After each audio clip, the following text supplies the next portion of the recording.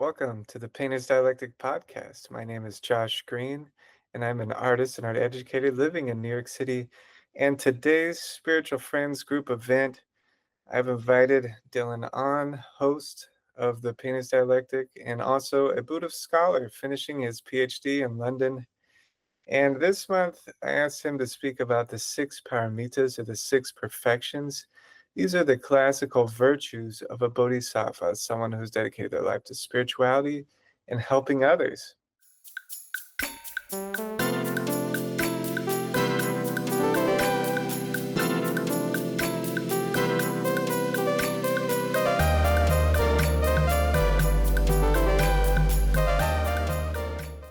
All right, welcome everyone. Very happy to have Dylan on back, one of the original co-hosts of the podcast. Dylan is a Buddhist scholar, and he's doing his PhD right now. He's in his third year of his PhD. And I asked him to speak about the six paramitas, or the six perfections, which are the virtues of the bodhisattva. So someone who's dedicated their life to spirituality and serving others, helping others, lifetime after lifetime, until they get it right. So if you'd like to make a donation today, the link is in the email, and all the donations for this group are going to support the Institute for Hermetic Studies collection at the Weinberg Memorial Library at the University of Scranton. The Hermetic Institute is donating tons of books that haven't been digitized or are not in the public domain yet. And it'll be, according to the people there, it'll be one of the biggest esoteric book centers probably in the region or even the country once it gets made. So if you'd like to make a donation, $1, $5, $10, anything helps. And we've already shipped, I think, over 1,000 books in the library, and it's doing really well. It's very popular. So last month, we talked about the Western path of prayer in Judaism, Christianity, Islam. Not so much in Islam, but in Judaism and Christianity, you kind of pick an archetypal figure that represents the good, the aim, the spiritual end. And then those figures have a path and virtues, like actions that you can take to become more like the ideal, right? And so in this group, I promote, make your own. You're an artist, use creativity. It may be easier to find a living person who's lived close to our time, who you like, who's doing something related to you. For instance, me, someone who does Hermeticism and art, was Peladan in France. So I've looked at his life and where he succeeded, where he failed, and some other ones. And that way you can bring this into action and out of speculation. But what I really like about Buddhist virtues is they work on three levels: body, speech, and mind. And we talked about in the West, that's thought, word, and deed. You might have heard that in the Christian tradition. I sinned in thought, word, and deed, or something like that. So you try to perfect thought, word, and action in the Western, just like in the Buddhist tradition. A lot of similarities. But Dylan is extremely smart. He knows all of Western philosophy. He knows all of Eastern philosophy. He's a practitioner, meditates an hour a day, eats one meal a day. Just an awesome guy. So listen up and ask questions. It's unique to get someone like him in the space. So ask lots of questions. Here's your chance. He's a real philosopher, not a do-it-yourself philosopher like me. So, all right. Let's see. Go ahead, Dylan. You can unmute. Yeah, thank you for the introduction. I must say all philosophers are doing it themselves. Philosophers, we don't really have much of a discipline as opposed to science. Um, so the topic that you asked me to speak about today is the paramitas. Thought I might begin by just giving a brief definition as to what it is. I'm not going to go much into sort of the theory that much, but more on the practical aspects of how you might use these um, perfections or virtues for your own lives. So often paramita is translated as perfection, but that is not technically the best translation because it gives the notion that somehow these qualities lead to perfection, or you have to be perfect to practice these virtues, or these virtues are in themselves representative of some kind of perfection. What it actually means, or perhaps a better definition of a paramita, is sort of distinguishing it into two parts. So there's para, which means going beyond. The classic analogy is the further bank, the other shore. So the Buddha describes that suffering is like a river. And so the flow of the river, the flow of suffering, this flow of conditionality and desire sort of drags us and forces us along. And so we have very little freedom. There are those who try and wrestle against the flow, try and go against the flow, and they have little success, and they sort of result in further suffering. There are those who stand in the river hoping to cling on to something. But the Buddha recommends that through wisdom and awareness, you have to go across it, you have to go beyond. It's neither blindly trying to resist the flow or just giving yourself the flow, but rather to cross it to the other side. So, what exactly is the other side? So, it's the liberation from suffering. So, the Buddha summarizes his philosophy essentially as about suffering and the cessation of suffering, and that's it. The other side, to go beyond, is merely to liberate and to alleviate oneself from suffering. Mita just means arrived or goes. So paramita just means literally to go beyond, to go across the shore of suffering. Paramita is classically associated with the virtues of the bodhisattva. So a particular enlightened being who does not only strive to alleviate their own suffering, but to also liberate the suffering of others. So as opposed to an arahant whose focus is perhaps more on their own suffering. However, the traditions are divided on what to make of the paramitas. So, for instance, the perhaps more arahant focused Theravada tradition also has paramitas, and they have 10 paramitas. And their list is slightly different to the Mahayana, for instance. And they believe that these virtues are not unique to the Bodhisattva or unique to the Buddha, but actually should be practiced by all Buddhists. It's just a matter of what degree and how much time you dedicate to these virtues. Um, Likewise, in the Mahayana tradition, classically we speak of six, but in actuality, there's also a list of 10. But for practical reasons, they often start with a six because they're kind of like the beginning way into the virtues. And the other four is a little bit complicated um, and hard to practice, which is why the focus is on the six. So to begin, the first virtue of the list, the first perfection of the list is dana, or sometimes translated as giving or generosity.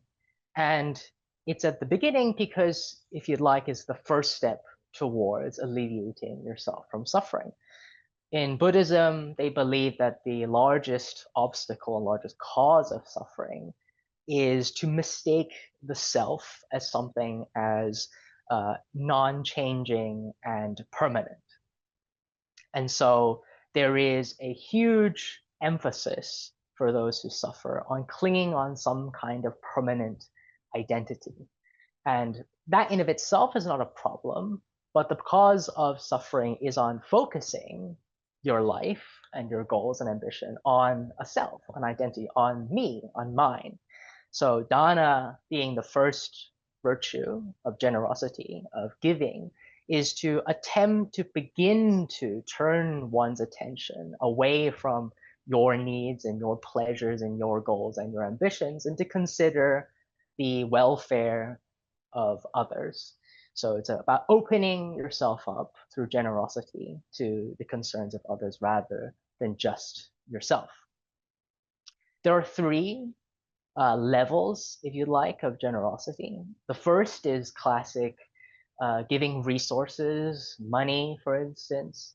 The second is to give or to alleviate one and others from fear, from horror, from terror.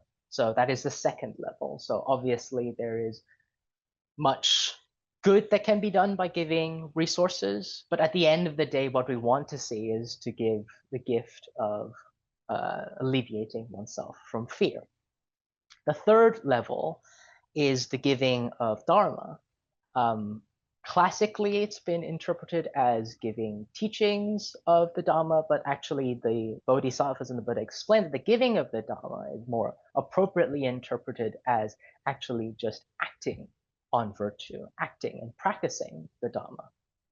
So actually taking the steps to alleviate yourself and others from suffering is the giving of the Dhamma. So at the end of the day, Dhamma is a tool. These tools are meant to help us alleviate ourselves and others from suffering. The second virtue on the list is sila, or virtue, or morality, or ethical discipline. And it's what happens, and this order, this list has a particular purpose. That is, the extent and the perfection of generosity is ethical discipline. How you go about enacting giving of the Dhamma is to practice ethical discipline. You avoid harming yourself and you avoid harming others. That is the largest, the greatest generosity you can give. So sila is, if you'd like, the second face or the greater face of generosity. And again, it has three levels. The first is sort of the discipline of avoiding certain unwholesome or unskillful action. Basically, that means not putting yourself in a position or a situation that causes yourself harm. The second level is to engage in skillful action. Try and put yourself in a position where your life is easier. So it's not about trying to overcome suffering by introducing a lot of suffering in your life and trying to brute force it. It's about making it easy to alleviate yourself from suffering, not introducing unnecessary suffering into your life. And of course, the final one is to, again, turn away from your own suffering and to be sensitive to the suffering of others and trying to alleviate others from suffering. The third on the list is forbearance, ksanti. And that is, again, meant to follow from ethical discipline. The greatest ethical discipline that you can engage in is forbearance. What that specifically means is to endure and to persevere. And that is the hardest thing in any kind of discipline, is the ability to persevere. The first level of that forbearance is to stop.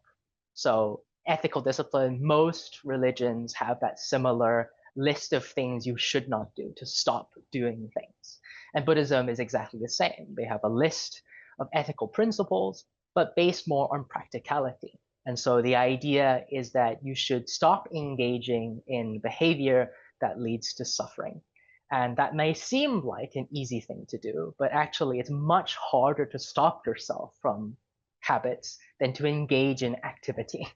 So to actively resist the urge and the habits that we've built up is much more difficult than actively taking up upon any kind of practice. There's a common saying that to rest is bodhi, to rest is enlightenment, and to stop doing sort of unhelpful, unskillful things is a kind of enlightenment in of itself. The second level of forbearance is processing. So similar to psychological therapy, for instance, it's not good enough or sometimes not the most healthy or helpful thing just to stop by resisting or pushing down or restraining your habits and urges. You actually have to process the reasons as to why you're engaging in certain habits. So the second level of forbearance is trying to understand why we have certain impulses or urges or certain inclination towards certain habits, and processing and engaging in forbearance in that way. And then the final level of forbearance is the ultimate kind of forbearance, where you no longer feel like you are resisting an urge by not engaging in an unwholesome or unskillful activity. So it's a forbearance without activity, without actively restraining oneself from certain activity or unhelpful action. Sorry, is there a beeping noise? Oh, okay, great. So again, the next part, the next item on the list is virya, or otherwise known as diligence or energy.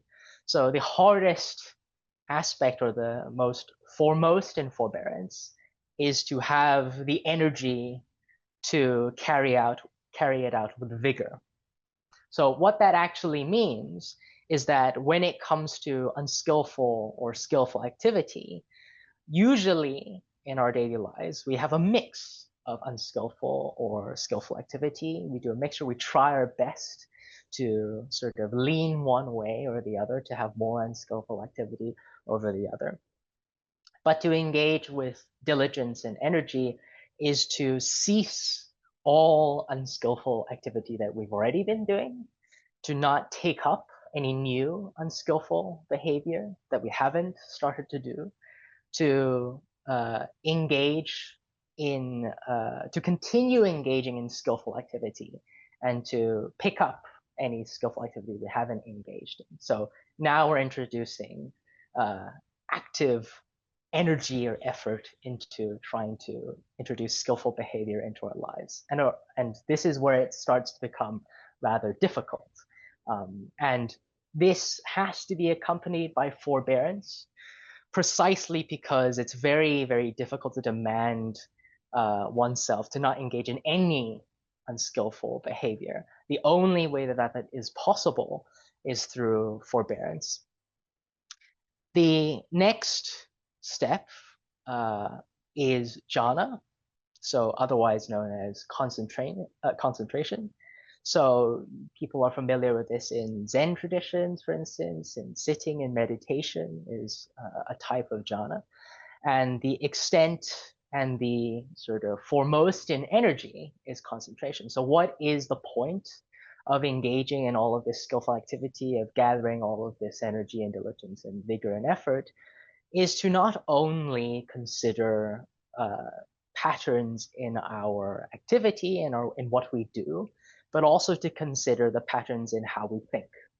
So concentration is not just about, as you've mentioned, Josh, about action of speech, of mind, but how we think, the mechanisms of thought.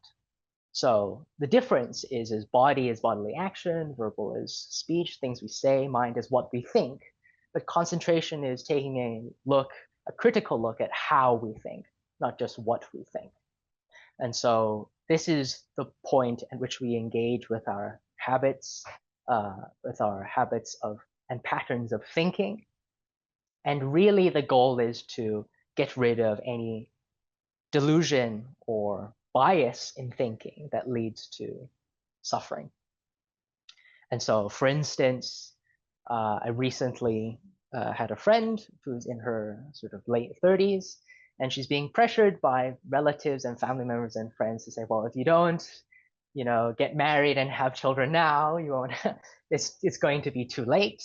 And so she automatically embodies and didn't even consider that, whether she would have liked to have children, but because of the societal pressure, she's come to think that she should, and this is an obligation, this is a duty to do this. So this is a mode of thinking that may cause unnecessary suffering and pressure. And the final sort of paramita in the list for this 6 is wisdom. so prana. So the point of concentration at the foremost, at the end goal of concentration, why do we bother addressing our modes of thinking, is to hopefully come to a better understanding of ourselves and how we act and how we think. And so essentially what this is a self-diagnosis. We're trying to figure out what and how we are contributing to our own suffering. And only then can we actually address suffering. So it comes back to really a very early, one of the very first teachings the Buddha ever gave, which is the Four Noble Truths. Essentially what we're trying to do is to understand suffering, to understand the cause of suffering, to understand how to address those causes, and then the practical steps to engaging with stopping or engaging with those causes. Um, so this process, although it's considered a perfection or a virtue, but really it's just a means of critical reflection of how we act and how we think, um, and to open ourselves away from thinking about only our selfish desires and our pleasures and pains. The danger with only thinking of ourselves and our pleasures and pains is that we often make the mistake of thinking that we should only pursue the things that make us feel good, our pleasures, and to avoid all things that are painful. But wisdom, this final thing, gives us the tool and the discernment to be able to pursue the pleasures that are actually good for us and to avoid the pleasures that actually lead us to more suffering, and to pursue sometimes the pains that are good for us and to not blindly pursue the pains that are bad for us. So that's a very brief covering of the perfections. I'm happy to get some comments or questions or thoughts. So I'd like to say there's of some of the traditions I've seen in applying it. There's one created by Pythagoras that's popular in the West, and that is a nightly review of the day, where you think back through the day, identifying what you did good and what you did wrong. And that was a way of preventing of seeding new bad habits like you're talking about. And then with the bad habits you already have, dear God, it is so hard to shift something that is gone into the habitual level. Like it's entered your subconscious, which just wants to keep things stable, right? And then you have to fight against this. And it can be relentless, especially if it's gotten really bad, like you're an alcoholic or you have a drug problem or you overeat or you're addicted to scrolling, which I guess we all are now, or junk eating. It can be a battle, a daily battle. Um, but yeah, open to you guys now. You got Dylan.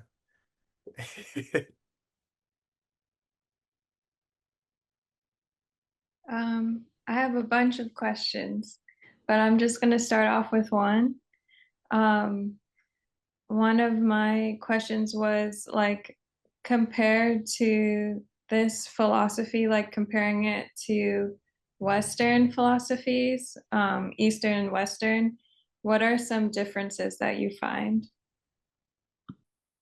Yeah, good question. I mean, it depends on which Western philosophy. There have been many, but one of the classic comparisons would be the ancient Greeks, who, for them, the idea of psychological harmony has to do more with trying to make and to bend your passions to reason. And so there's the classic image of the tripartite of this sort of someone trying to wrestle with two horses.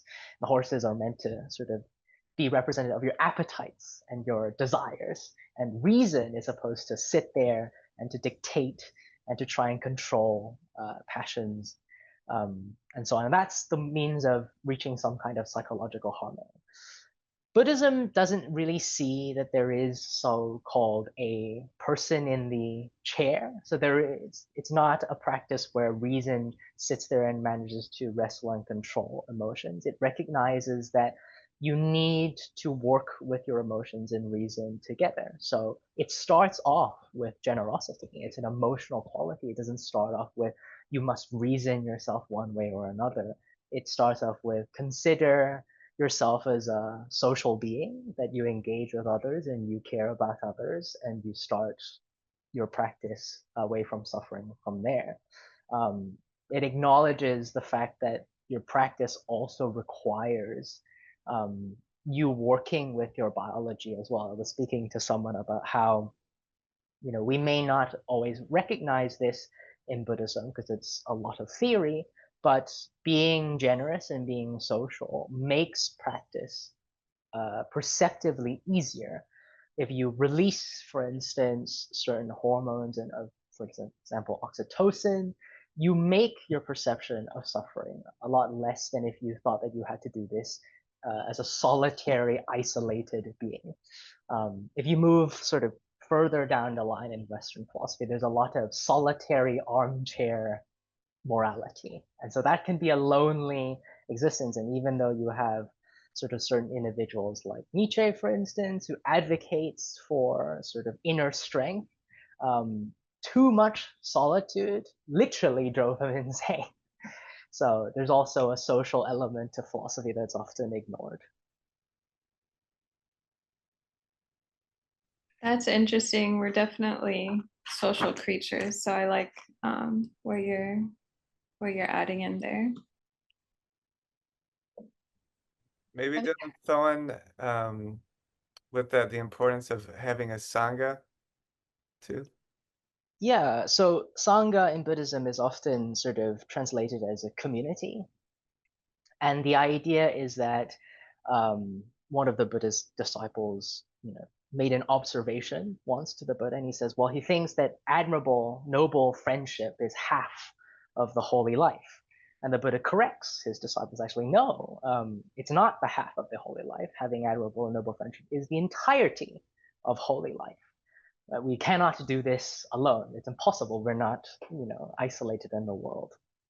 And so, in order to alleviate ourselves from suffering, we need a support structure. We need others. We need friends to point us the right way, to give us hope and courage in our moments of need, to correct us as well when we're sort of being prideful or egotistical, to point out our mistakes. And so, the Sangha has that particular purpose. That being said, the Buddha is not saying that you should always be social and always be in a community. There are times where you need to go and process things on your own. It doesn't mean that you should make your own psychological troubles be the burdens of everyone else, right? Ask for help, but there are also times to process things alone. But most Buddhists often veer towards isolation, precisely because it's very difficult to find admirable friendship. So for the Buddha, an admirable friend is one who is friends with you not for any ulterior motive or purpose. They're not trying to take advantage of you. They're genuinely there to support you and to help you alleviate yourself from suffering.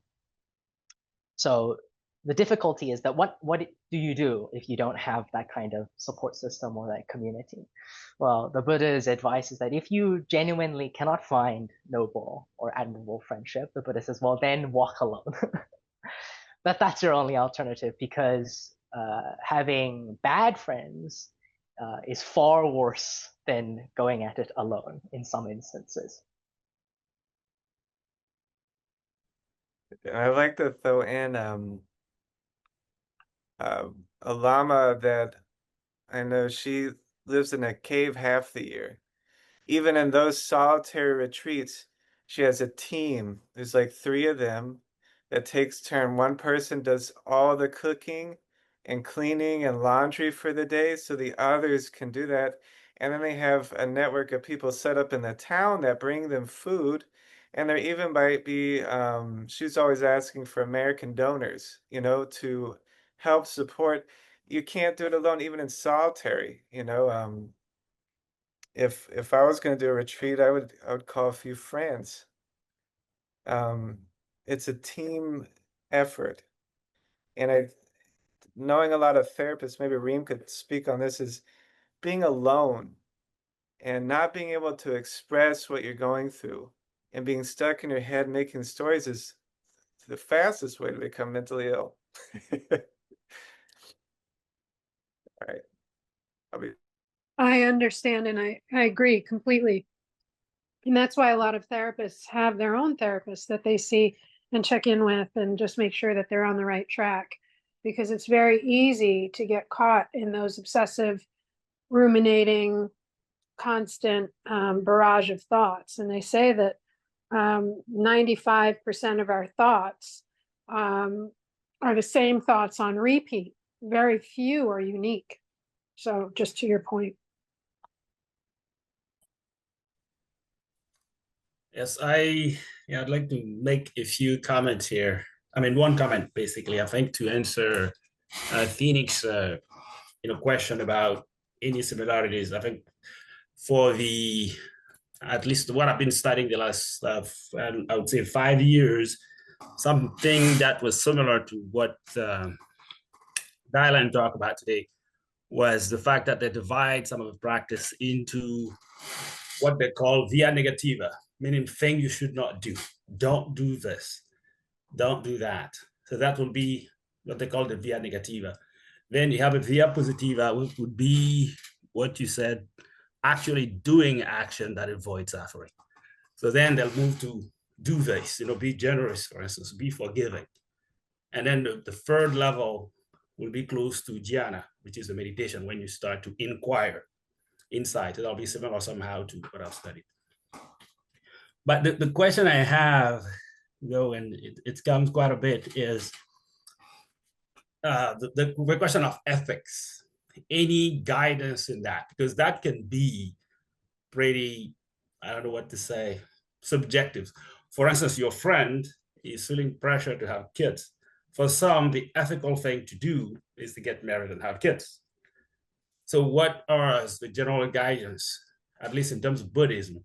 In Western esotericism, sometimes people go from the Ten Commandments, for instance, and they give you some general reference, or if you can go with the teaching of Jesus, which says, do unto others as you'd like done to you, general guidance. So what would it be in terms of Buddhism? What is considered ethical behavior?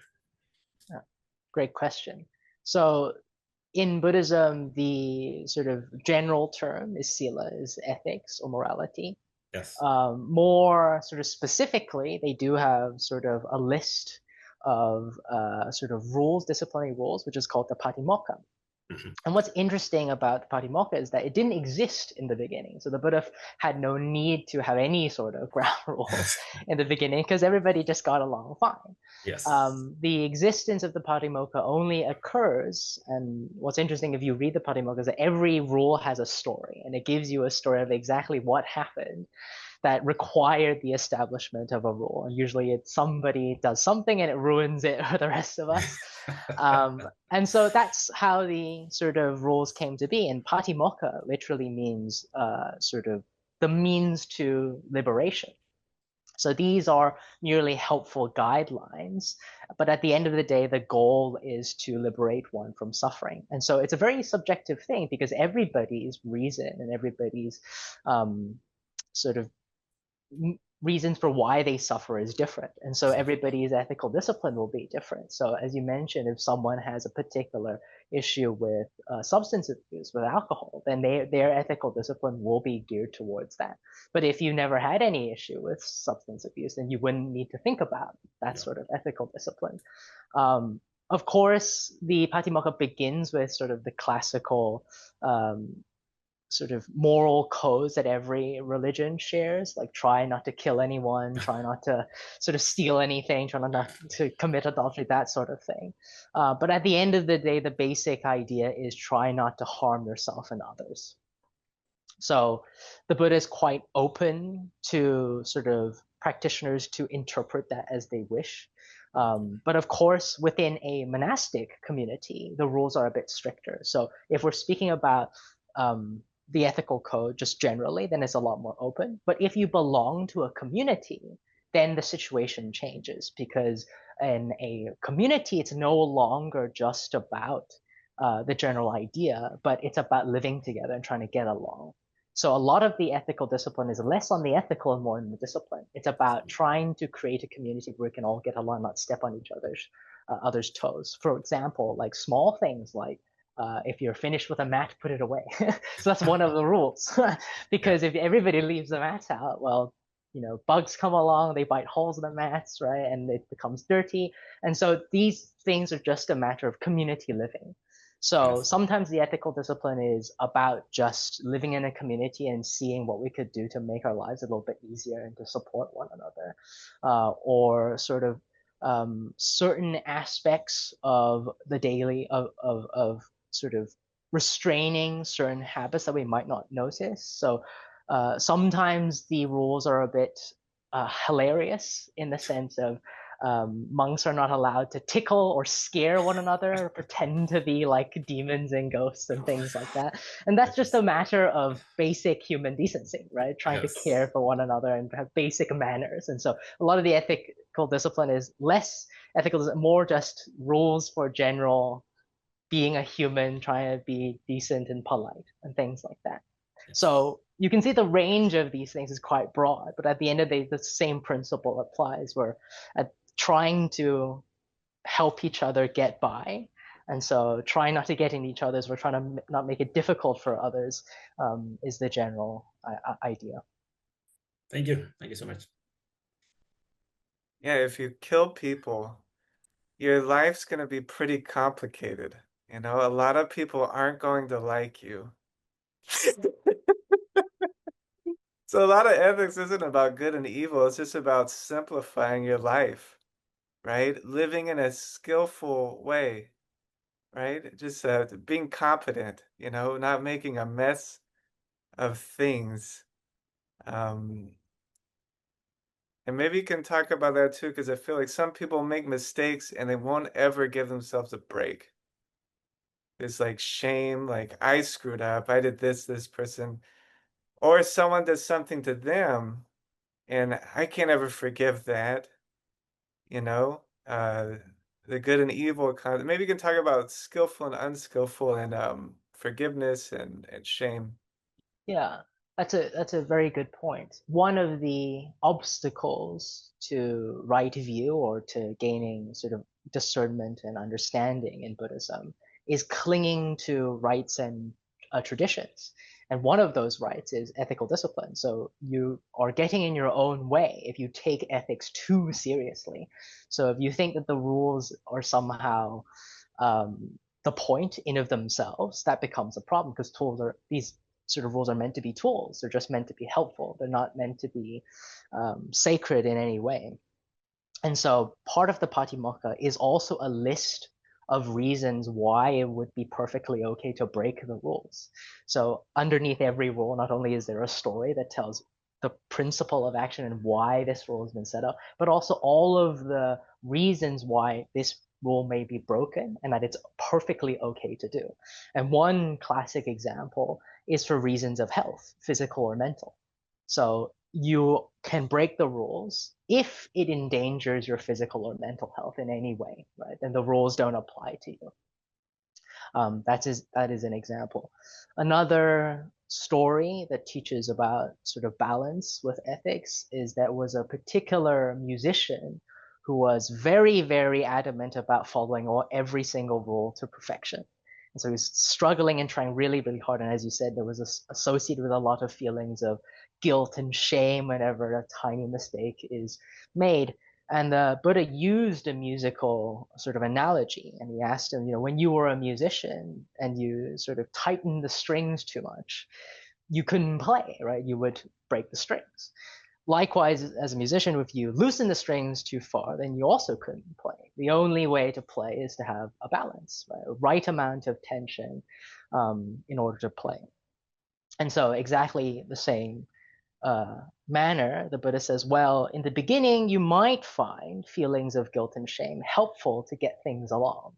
But once you've started to understand why you are sort of adhering to the ethical discipline, that is to say, once you're trying to understand what are the causes of suffering and what steps you're taking to alleviate those causes, then shame and guilt are actually unhelpful. And you should set aside shame and guilt in appropriate circumstances and replace them with understanding. So likewise with exercise, right? So yes, there is an element of usefulness of shaming yourself if you miss the gym or you eat an unhealthy. Yeah, in the beginning, but once you start to understand your own body and your health, shame and guilt actually makes it worse. It's much easier to fall back on bad habits if the only thing that you're using to motivate your health is to use shame and guilt. Same with education with kids. Right? In the beginning, it might be useful to use a little bit of guilt and shame, but actually, in the long run, it's very unhelpful, rather unhealthy for a child to grow up thinking that to live in a perpetual state of shame and guilt. So these things should, be avoided. That kind of approach isn't helpful. I can tell as a teacher how fast a student's going to progress based on their self-talk. If they're extremely negative, it's going to take forever. It's going to take years. But if they have if there's some confidence and some belief in themselves and they're kind to themselves, they're going to progress pretty fast. And maybe, Reem has a professional practice. Reem, what do you think about that? How fast is recovery, negative self-talk versus positive self-talk? I'm just sitting here thinking exactly that. I just had a client this morning, in fact, who, for the first time in about a year, she said to me, I'm recognizing that I have issues, right? And it was like a question. And I said, yeah, you do. And she said, are there issues that you know of that I have that I don't know of? I said, yes, there are. Would you like to know? And she said, yes. I said, well, you have to be prepared to hear them, because if I say them to you and you're not prepared, there's almost a shutdown. But when you're prepared and you want to handle them, and I said to her, I think once you hear them without prejudice, they'll be taken care of in 2 weeks. And she said, oh, let's hear them. So 100%. I think that when someone is in the right frame of mind, they can absolutely tackle hardships and improve. But if your motivation is just shame, like you said, Dylan, shame can actually, Dr. Brene Brown did a lot of work on this. She did her doctoral dissertation, in fact, on shame. And she said that it is actually one of the most defeating emotions that we have as humans, if not the most defeating. So I agree 100%. In the Buddhist training, you start with shamatha, which just helps you to pick something to focus on. You learn how to maintain focus. And that gives you the precision to actually examine yourself, right? To see what's bad about you. What are you screwing up? Not how great you are, but what am I screwing up, right? So that you can see that. And also later you move into like a vipassana where you look at what's arising without judgment or bias, so you're not blown away emotionally by it. You actually have the equilibrium to look at those things about yourself and handle them in a neutral way. What do you think, Dylan? Yeah, I completely agree. I mean, the Buddha says that the sort of one of the reasons for engaging with sila, with virtue, is to get to a point of freedom from remorse. And the irony is that when most people engage with ethics, they just compound remorse and guilt and shame. And so the whole point is to get to a point from understanding where you are to get to a freedom from remorse. One way to put it is that when it comes to diagnosing your suffering, is to treat it as a problem, not a fault. And so most people consider ethics as a means of finding fault, and that's one of the reasons why the Buddha refused to have anyone else add to the list of ethics after he passed. For that particular reason, he was wary and afraid of the fact that subsequently the monastic community might just make it harder and harder and harder to engage in any kind of practice just by increasing the amount of rules required. And so it's a kind of gatekeeping, and there are many reasons as to why a monastic community would like to do that. But that was one of his concerns. In fact, he encouraged that when it came to minor aspects of the ethical discipline. It's perfectly fine to just abandon them after a while. So over time, as culture and tradition changes, the ethical discipline may not apply anymore, right? The Buddha has rules about robes and clothing, and how you should only have 3, right? Because if you have too much, it's an aspect of greed. But if you live in a very cold country, then that's not good, right? You need more items of clothing. And so there, in other aspects of the Patimokkha, there have been some monks who ventured off into the cold without shoes because the Buddha said so, and then they get frostbite, and the Buddha says, well, you fool, right? Wear shoes and wear warm clothing if you're going to somewhere cold, right? And so sometimes a lot of modifications are required. And so the fact that the ethical discipline, whatever ethical discipline you engage with, requires you to critically evaluate and make changes and modifications means that this ethical discipline is yours. Right? It's your tool. It's not meant to be an objective fault-finding thing where if you do not follow these rules, you'll go to hell. It's meant to be a list of helpful guidelines for yourself, and you can make changes to it and make adaptations to it as you wish, so that you will eventually suffer less.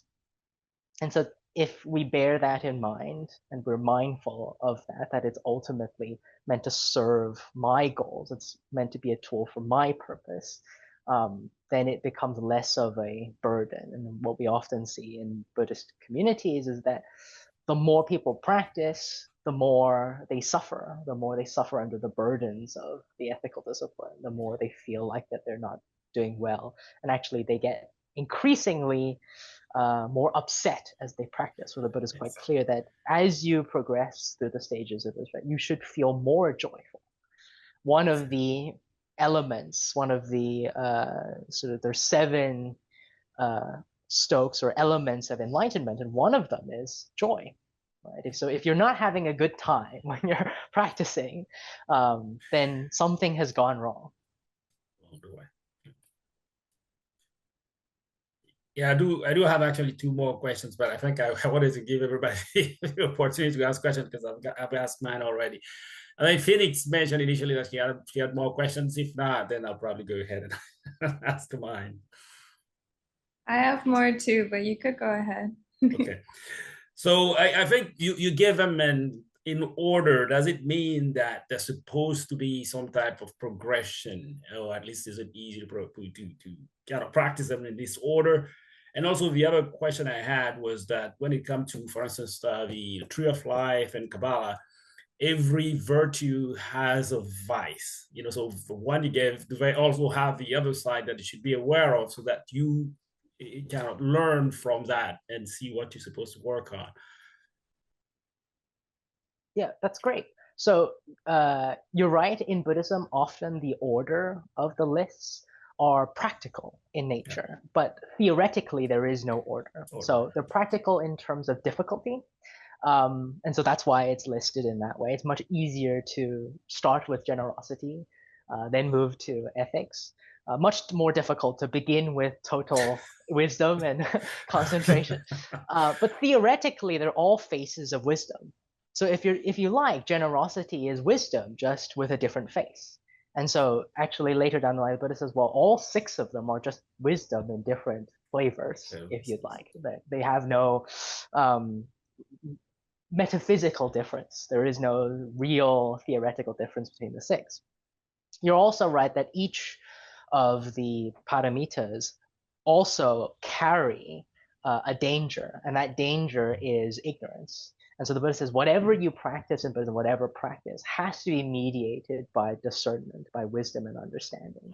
If you do not know why you're doing something, and you're just blindly following a particular practice, you don't know what the purpose of it is, that becomes a vice. So the problem, if you'd like, or the vice of generosity giving, is to have no consideration of your own needs whatsoever. So you go so far the other way. Yes. and you sort of completely give yourself away, then that becomes a vice. So that's done without wisdom, without mediation, without discernment. We've already mentioned the problem with clinging to ethics, also with forbearance, right? So there are times where actually something cannot be forbeared, right? There are times that one must speak up and must act out and to be able to speak maybe on behalf of others or yourself. So forbearance is not just sitting there and taking it. It's sitting there and taking the things you should be sitting there and taking, but also acting out when you need to. So sometimes forbearance can be interpreted as a kind of avoiding conflict, right? As a way of hiding away, but that's not what the Buddha intended. Same with sort of effort, right? So if you put a lot of effort into cultivating skillful activity and to avoiding unskillful activity, but you do it merely for the purposes, for instance, of gaining a reputation for being a saint, right? You're righteously virtuous, right? In that sense, where you're so virtuous to the point you're picking up on every other person's lack of virtue, then that becomes a problem. That energy becomes a kind of nitpicky, sort of annoying kind of energy and vigilance, right? Nobody really wants to be around that kind of person. Concentration is exactly the same, right? So concentration is only about diagnosis, right? It doesn't actually solve the problem yet. You only know what the problem is, but you actually have to do something about it. So concentration often, mere concentration, the analogy goes, is like standing in the river. Right? I'm not moving, but I'm not also progressing anywhere. I'm not going anywhere. I'm just standing there. So sometimes that doesn't really work either. The only paramita that doesn't have a vice is wisdom, because in of itself is discernment, being able to understand what's happening in your own. You can say that there is a twisted kind of wisdom, which the Buddha calls intelligence, right? So rather than trying to pursue understanding to solve the problem of suffering, you engage in sort of a what is considered to be an intellectual kind of intelligence that actually goes nowhere.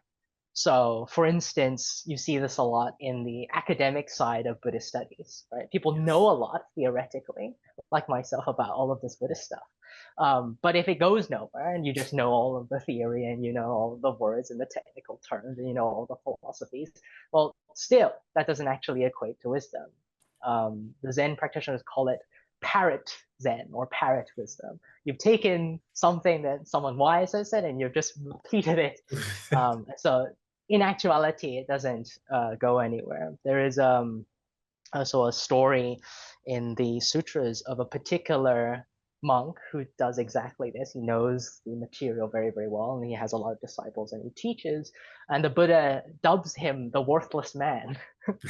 So he's very, very good intellectually. He's very, very clever, but because he doesn't practice, he doesn't alleviate his own suffering. He doesn't address his own suffering. Then what good is all of that intelligence if you still suffer at the end of the day? So in a sense, that you could say that that is a kind of vice of wisdom, where it bends towards just intellectual sort of knowledge for purposes of academic reputation or whatever. Thank you so much. Yeah, thank you. As someone who's like studying mental health counseling right now, I feel like I've just been listening to everyone's questions in the lecture and like trying to contextualize things through the world of like therapy and going to therapy or being a therapist. And I just like a lot of what you said, like especially about intelligence versus sort of presentness, I guess. Like, I think there are a lot of people who in the world of therapy, like take the theories in the books or even things like psychedelic medications and sort of use them almost as not saying that a great theory or a great medicine is beneficial for people, but like taking it as like a replacement for being there for people and helping them alleviate their fear and being present. And so it's just really interesting to see how much these virtues like span across different philosophies and different ways of trying to alleviate suffering and stuff like that. And that's a really good point. I think I forget where the quote is from, but I remember reading something like, yes, study and know all of the theory, but when you're speaking to someone, just be a human being. So I suppose that applies to therapy as well. Yes, of course, you have to have the body of knowledge, right? You can't just go in there with nothing, but also you want to be a human being, you want to be empathetic, and at the end of the day, what you're trying to do is to help. And so you're not there to sort of show off to a patient how much you know. Yeah, I think it stems, from an insecurity too. Like people deep down are like, well, I am still too messed up. I am still not put together enough to actually help people. So I'm going to prescribe you something, or I'm going to give you a list of journals to write in, or something like that, which again is great if that helps people, but without that kind of humility and that just like human to human contact, I feel like some people kind of, I don't know. It's just something that I want to be conscious of as I continue my studies, I guess. So thank you. Actually, I have a follow-up question for Reem, actually. Do you think that that is sort of one of the sort of benefits of having a therapist as a therapist? Because then you know what it's like to be a patient. Absolutely. I once asked a massage therapist the same thing. Can you actually enjoy massage when you're when you're the one on the table? And she said it's hard because I'm also analyzing what that massage therapist is doing. And so I find myself doing the same thing. Oh, what technique are the, okay, no, get back into the client chair here, Reem, for a second and do that. But absolutely, there are insights that I completely miss when, that saying, you can't see the forest because of the trees. And having somebody else there is so incredibly helpful. There's another Danish proverb, which is, I can't see my own back, but you can. And I think that is also so fabulous and fascinating. And in the world of Islam also, you mentioned this earlier, Dylan, about friendship being, so paramount to the philosophy, being not 50% but 100%. And in Islam we say that marriage is 50% of the religion, and the reason is because you need that other person to challenge you to grow. And so much of what we learn is through didactic conversation, two people seeing opposing viewpoints, being able to consider more than just your one perception, being able to have multiple perceptions of the same thing. And there's now a very popular type of therapy called dialectical behavior therapy. Dialectical meaning, more than one viewpoint can be true at the same time. And that's one of the things that I love when studying different types of philosophy, religion, spiritual beliefs. There's so much common ground with all of them, but yet there are so many different perspectives as well, which is like, yeah, I never thought of that, but that makes so much sense. And there's no end to wisdom, really, versus intelligence. Intelligence is you get the fact, the fact, you hang on to the fact. Wisdom is using those facts, and therapy as well. Therapy is like those types of different theories, the book smarts that we have. It's like having ingredients in a cupboard, but cooking is the therapy. Cooking, putting it together and knowing how to use those things in practice. And that's a very different thing. And yeah, and not every dish I make is perfect. There are some sessions where I'm like, I could have done that better. And other sessions where I'm like, you know what? I'm really proud of myself. I'm really proud. Like there are moments where you see a client have a breakthrough and a shift, and I'm fortunate enough to have witnessed that so many times, and it never gets old. It never gets old. Thank you, Reem. Oh, thank you. So maybe I'll jump in. And I think it'll be interesting since there's so many mental health people here, like working in the mental health spaces. One of my questions was, especially like for you, Dylan, as someone who's super practiced in these virtues and like going down this path, how do you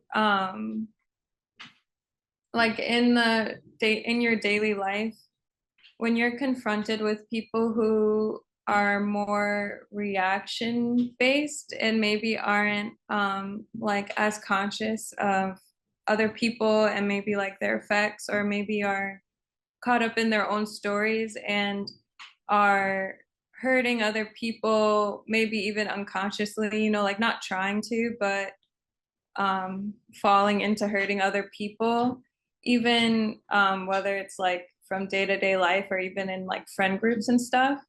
How do you handle those challenges that like that arise with that? Like, because for me sometimes I try to remember like, oh well, I'm probably unconsciously hurting people here and there when I don't mean to, or I try to like humble myself about it. But then other times I'm like, I wish people would be more conscious of like, maybe they are taking up a lot of energy for other people, or et cetera, et cetera. So how do you handle those situations? Great question. Interestingly enough, the Buddha himself says that one of the things that not even a Buddha can do is to gift awareness and discernment to others.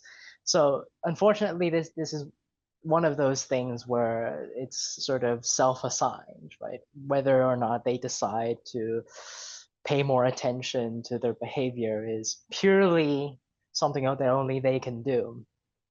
As a friend, what we can do is manyfold. On one hand, we can begin by trying to understand what's going on. So there's an element in Buddhism called compassion, and what that basically means, sensitivity to suffering.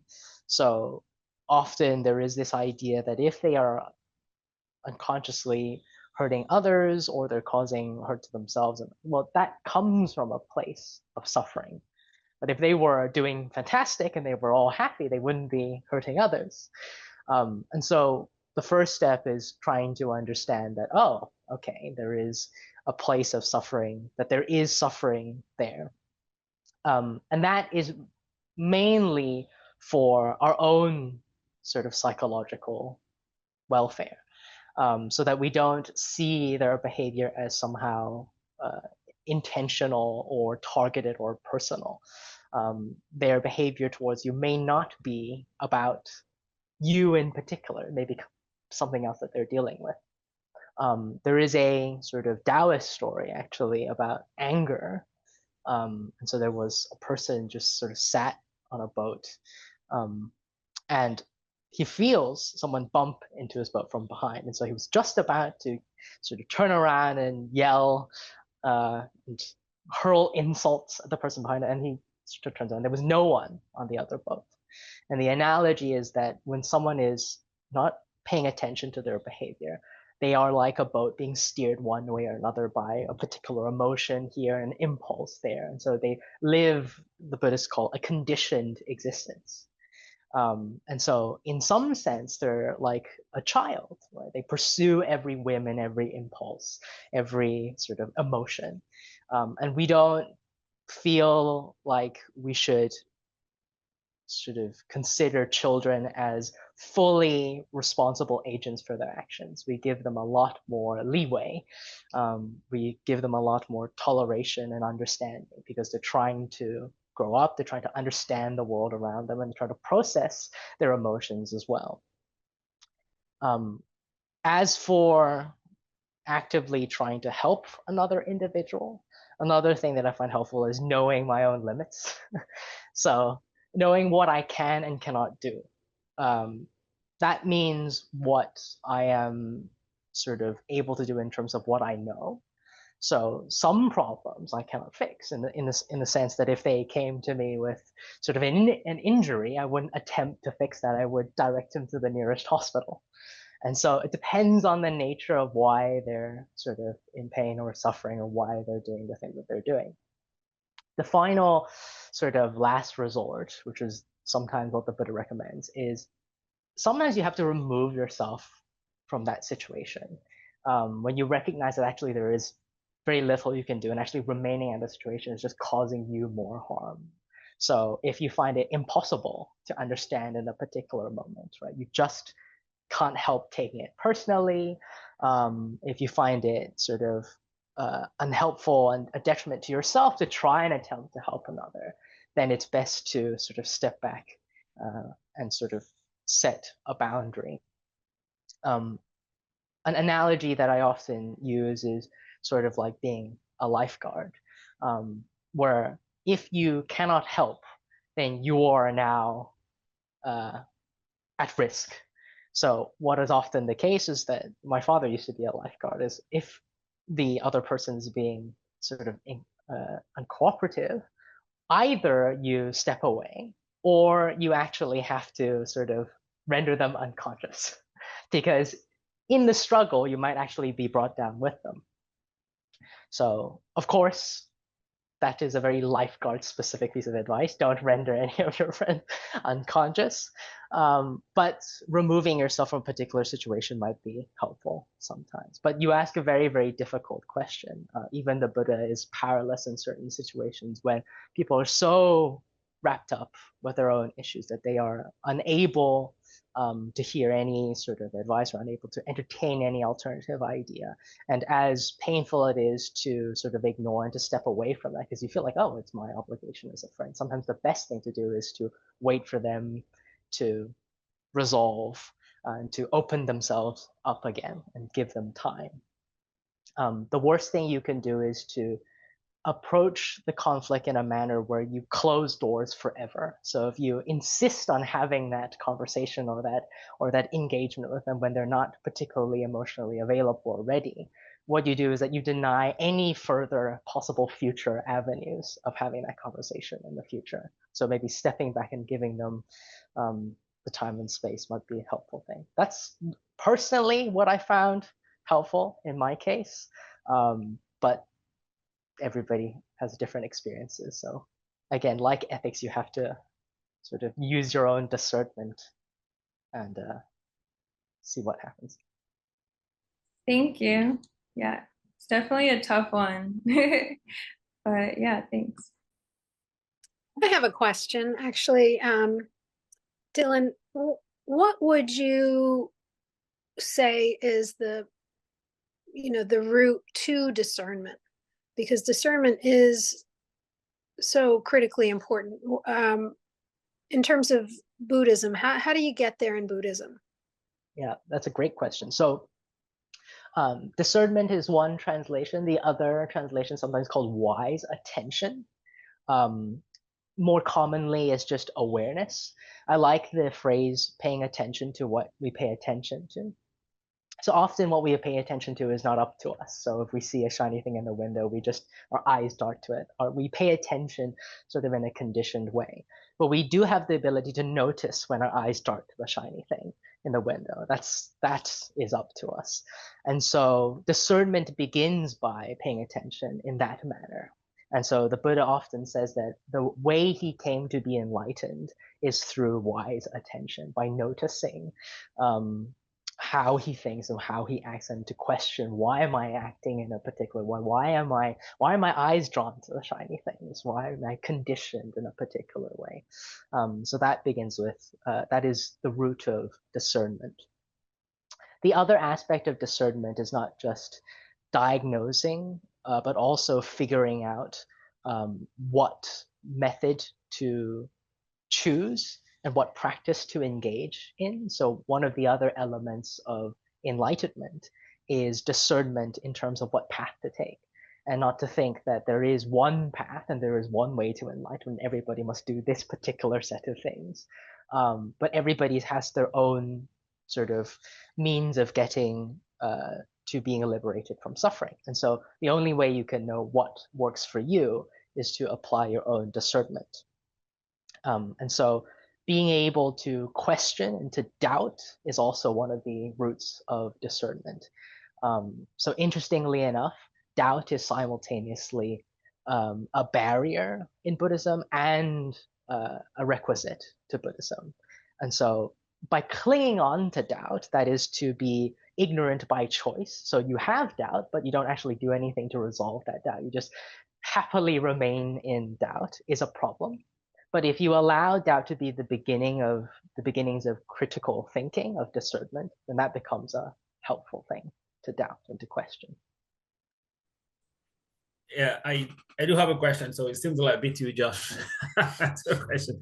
Anyway, now that we have a lot of therapists here, it kind of reminded me of his name was Israel Regardie. He's considered one of the kind of great in Western esotericism in the 20th century. So his point was that before you start any type of really deep spiritual practice, it's good to go through therapy first, because you're going to stir things up and then eventually you can run into trouble if you're not ready.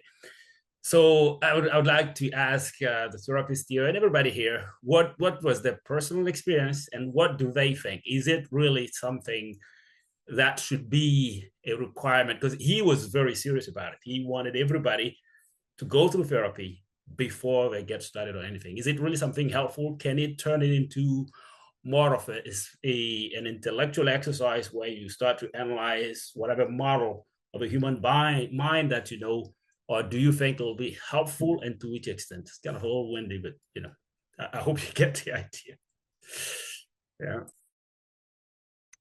Yeah. Rosalie, do you want to start? I think you should start because I'm still in my coursework.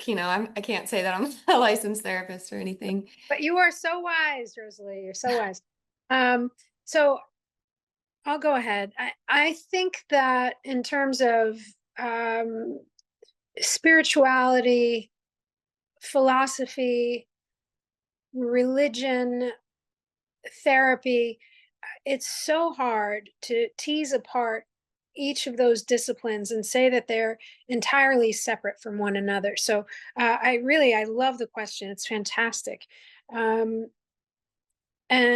I certainly see that in different stages of my own development where I would have gone with spirituality. And I think I really needed to have a better understanding of where I was in order to then progress. And I think therapy is very much like what Dylan was saying about discernment. It's the ability to be able to kind of focus your awareness on what's going on, what's happening, why is it happening, and particularly when we're talking about childhood trauma, our self-limiting beliefs, things of that nature. How did we come to the understanding of the world that we currently have?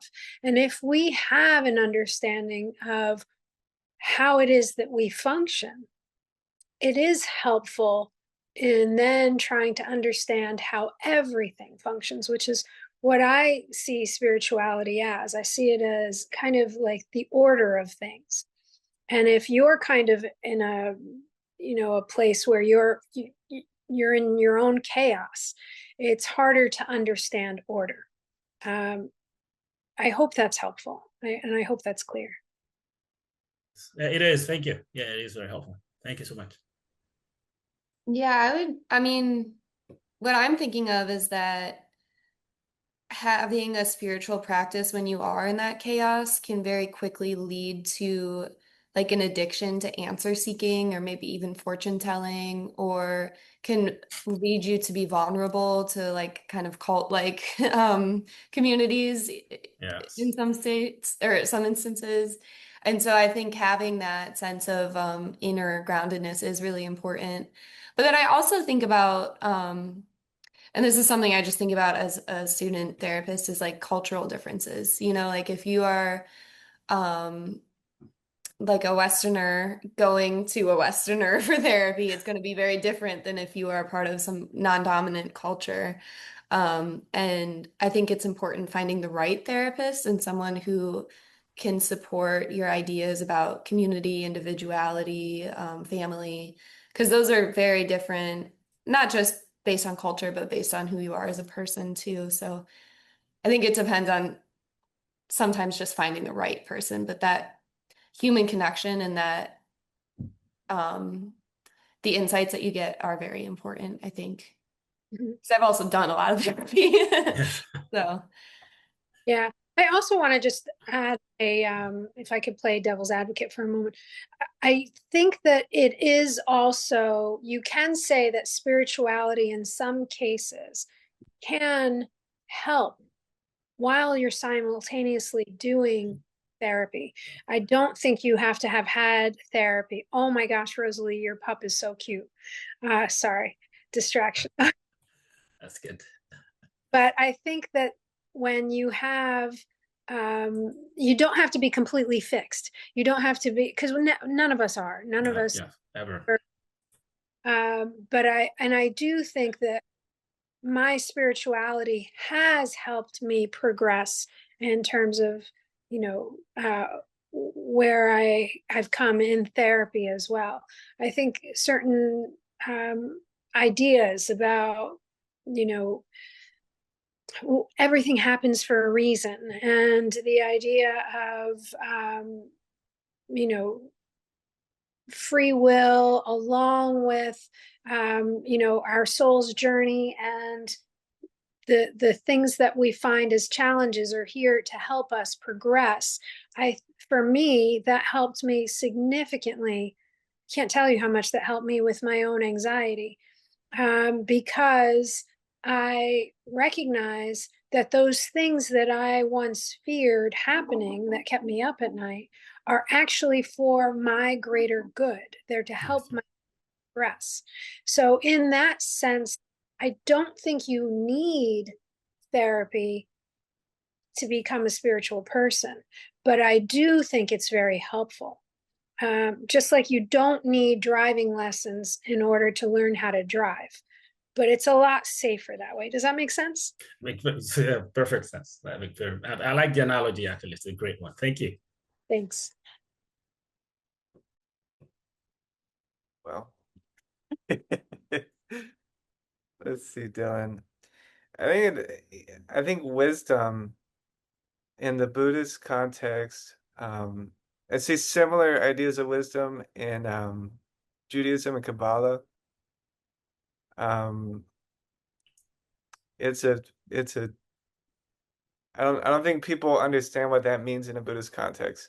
That it's going beyond the intellect, and it's actually an emptiness or clarity or witnessing the ground of self or non-self.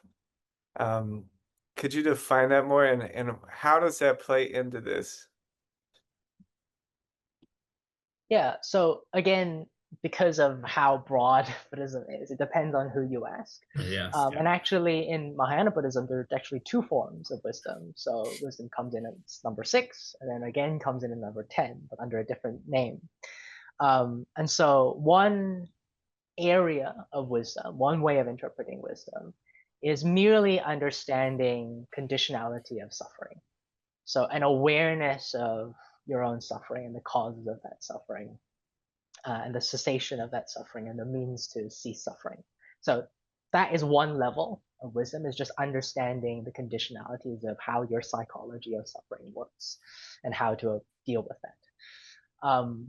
The other broader definition of wisdom in Mahayana Buddhism is to further go into this notion of emptiness, of empty awareness, and that is to not only see the causes of suffering, but to identify that part of the causes of suffering is our perception of reality. So how we come to interpret phenomena, how things appear to us. And it turns out that the reason why we have certain causes of suffering is filtered through how we understand the world. And mainly it's because we have the habit of understanding the world as non-empty, as solid, as secure, as unchanging, as permanent and eternal in some way or another. And emptiness is supposed to be a part of wisdom that teaches us that actually nothing is sort of solid and unshakable and eternal and permanent. All things are sort of processes. They're impermanent and they're changing. And so there's an element of wisdom in that. And then some have taken that even a step further, that not only do we reflect upon the changing and non-internal nature of how we experience the world, but there is a difference between how we experience the world and how the world actually is. And so to recognize that difference is also a kind of wisdom. And so emptiness is also empty of phenomena, to understand that, oh, just because I am experiencing the world that way doesn't reflect upon how the world actually is, and to give room to that emptiness of delusion, of our best guess at the world, and to always remind ourselves that this is my best guess, my experience. And then finally, when a bodhisattva engages in further wisdom, is to understand that, okay, yes, that things are not as they appear to me, but things are also not as they appear to everyone else. And so everybody else has got their own stories, and their stories don't necessarily have to be consistent with mine. And so one difficulty, and this is related to the previous question as well, with seeking therapy or just seeking other perspectives in general, is that that version of that story may only have worked for them. That's their specific way of going about this, their specific ways of seeing what's happening. But that might not work for you. And so you'd often hear that you have to shop around for a therapist sometimes. You can't just go with the first one. You have to see the compatibility, whether the person's personality works well with you and you feel comfortable and safe to open up. And so that also applies to wisdom as well, to a certain path, right? Some people prefer, for instance, Theravada because it is far more grounded and solid and step by step, right? Some people prefer sort of Tibetan, sort of the lightning bolt method of things. And if it works, it works. It doesn't really matter. The sort of one of the disciples of the Buddha, Ananda, is sort of known as the foremost in having heard much. And so he's heard a lot of theories. He's heard a lot of theories from the Buddha, lots of different versions of the teachings from the Buddha. Also heard a lot from other schools as well. And the danger there is that having heard so much, he has hardly had the time to reflect on those things. And so another aspect of wisdom is also to forget. So yes, hear a lot and to take in that perspective. Yes, question the validity of those perspectives and always be reminded that all of these perspectives tell a part of that story. And also to have wisdom in being able to forget all of these theories insofar as you don't cling to any of them, and to try and carve out a means of approaching your own suffering as well, because it is your suffering at the end of the day. It's your sort of engagement. So I don't know if that sort of helps to broaden the understanding of wisdom. And then at the end of the day, when you sort of reach enlightenment or Buddhahood, then you'll find that even wisdom itself is empty. So having resolved your own sort of suffering, having come to a place of understanding and peace, you'll find that wisdom in of itself is also empty, is also finished, right? In the same way that if you're trying to build a house, the hammer seems to be a very important tool, but once you've built it, you can put it aside, and that goes back in the box. And so another aspect of wisdom is also being willing to let go and to put aside. sort of the tools and the theories and the things that have worked for you, and to stop clinging to them. Another analogy the Buddha likes to use is if you imagine wisdom as like a boat that you use to cross, a person might easily think, right? Okay, I've crossed. This boat has been very useful to me. I will continue to carry this boat. And the Buddha says, well, that's ridiculous. You've already crossed, right? Put down the boat. And that is a type of wisdom as well, the wisdom of sort of letting go of the teachings and being able to open yourself up to the next thing. So in that sense, wisdom is just an, if you'd like, a designator for whatever is useful at that particular moment.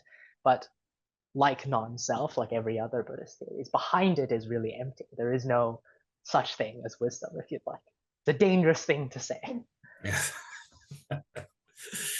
Okay, yeah, I'd like to, a few things here. So, Rian, if you don't mind, I think your analogy about driving, I'm going to borrow it. So I hope you haven't copyrighted it yet. So it's pretty good, especially about this therapy and how helpful it can be. Now, of the question I have for Dylan, about Dylan, is it Dylan? Yeah, but Dylan, is there actually an end game to all this? And if there is, what is it? So what the Buddha would often sort of do when he sort of is approached with these questions of finality is that he would refuse to answer. He would engage in a noble silence. And the reason for that is not because there is no answer, it's because it's sort of a leading question in a sense, right? So the question assumes that there is a beginning and an end, but of course there is just process. Yes. Right. So insofar as there is something, as in there is suffering, or that there is the end of suffering.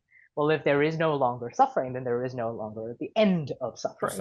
Yes. Right. So for a Mahayana Buddhist, they might say, well, there may be an end to my suffering, but there remains to be an end to the suffering of others. So that might be the next goal. But the idea is that if we do end up seeing the day where nobody is suffering, that we can rest. There need not be another end day where we can finally relax and enjoy ourselves, and that might be a better way of thinking of it. All right. Yeah, thank you. That's good. I want to shape that question a bit more. So in Buddhism, you have the three vehicles. You start on the Hinayana, which is the narrow path, dealing with yourself, which is basically what we started talking about in the ethics, right?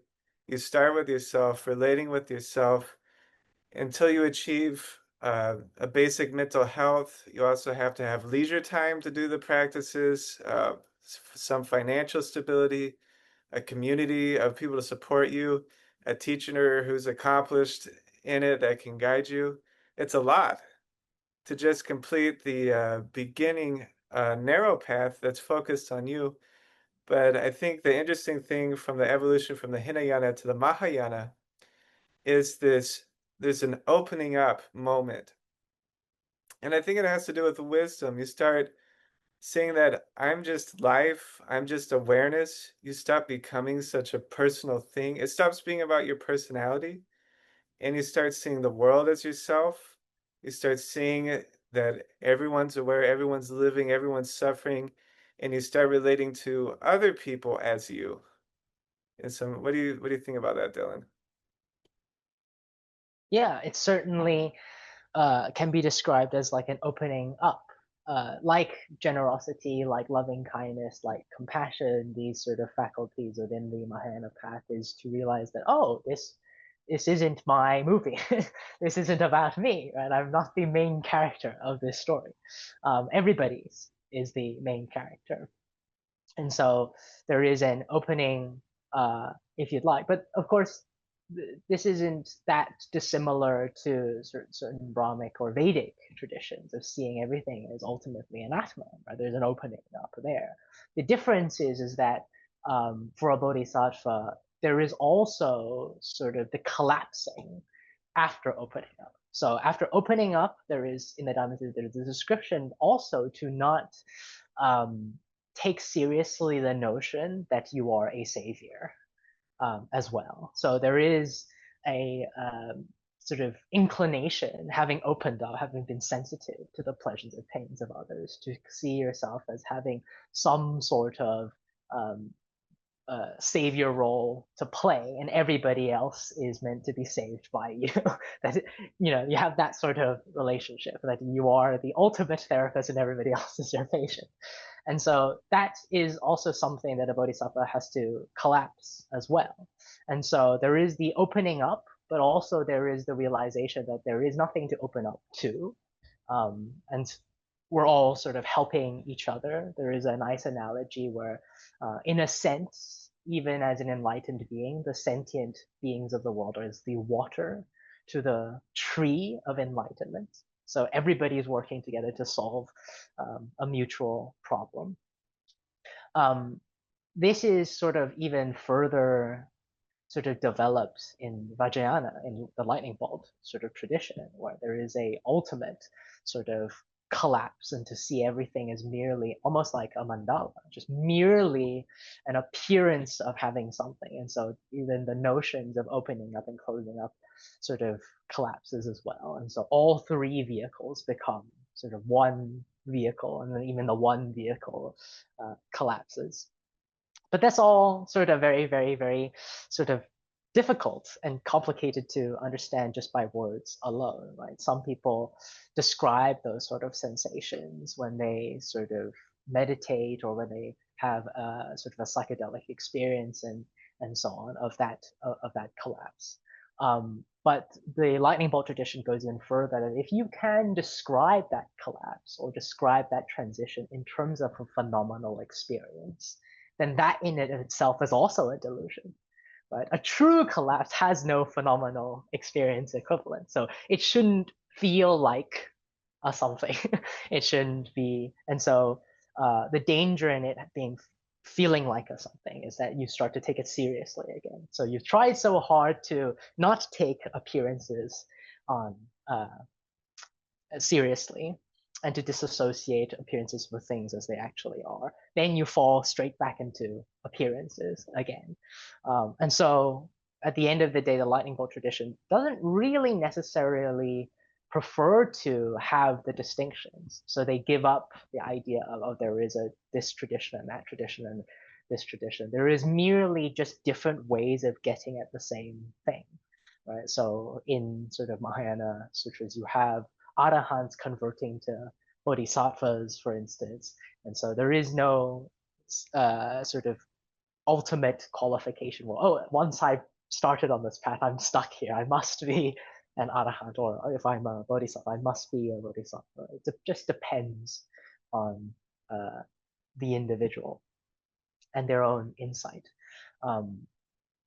For Buddhas, if they see sort of long enough into the future, they consider all sentient beings to be future Buddhas, because all sentient beings are capable of awareness, of discernment, and of wisdom. And so in that sense, we are all already Buddhas insofar as we are enlightened to a degree. We're not fully enlightened because we haven't resolved our suffering yet. We are still harming ourselves and others, but we are Buddhas to that degree. And so in sort of Vajrayana, that's also a very important practice of bodhicitta, of knowing that you are a future Buddha, that you have awareness and you're capable of it, of enlightenment. This is very positive. This religion, I mean, what you're teaching us has a very optimistic perception of who we are in the world. I feel that. It certainly is. And ironically, Buddhism has been often described as a very pessimistic faith, because it sort of focuses so much on suffering and the reasons why we suffer. But I think it goes hand in hand. You have to recognize that there is a sort of problem, that we do suffer, in order to do something about it. And it would be pessimistic if it offered no solution. It would say, oh, we're condemned to suffering, and this is it, which is rather nihilistic. but yes, it can be interpreted as a positive thing. I think the Tibetans have this term, and correct me if I'm wrong, of Buddha pride. They have this idea of there. It can be useful to often have pride in what we can do and to have awareness. The fact that we are capable of such things, as opposed to sort of trees and bugs that don't have this. We should feel good about that. Yes. To use it. Yeah. And you said that if you're not having a good time enjoying life, then you're doing it wrong. And you repeated that several times, and I that's another thing. I mean, I really feel that that's why it's so positive. Yeah. Part of the sort of elements of enlightenment the Buddha describes are, he described different kinds of positive feelings. One is joy, which is more physical, sort of biological, if you like. The other is tranquility, which is psychological joy. And it's very, very difficult to describe because it's often interpreted as this antithesis of something. And one way to think of tranquility is that if you're always grasping for something, tranquility is suddenly realizing you don't have to grasp. So it's kind of like if you're forced to sort of stretch out your arms and to reach out for like 5 to 10 minutes, you feel sort of the burn. And then suddenly you're told, oh, you can stop sort of raising your arms now. You put your arms down.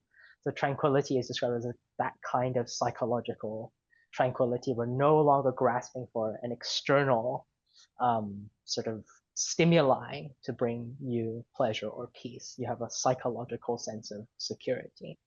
The other aspect of a positive emotion is also upekkha, equanimity. That's one of the 10 of the Theravada list of paramitas. And that is sort of acceptance. So there is the joy of acceptance, of understanding as well, which is very difficult to describe. So this is beyond the realms of sort of physical pleasure and joy, but it's a kind of psychological acceptance. You've made peace with something is a way to describe it. And everybody has a personal version of that they can relate to. Thank you. Then I'll add this to that, because I think there's two ways people try to get liberated. The easiest one is by becoming corrupt, right? You become free from restrictions, free from laws by breaking them, by becoming a corrupt person. Think of like the Joker movie, right? And that you get immediate pleasure, right, by doing drugs or indulging. But I think Buddhism is kind of a long-term investment. You become free and enter a joyful life by facing reality as it is and yourself as it is, and developing virtue and dealing with the situations that arise.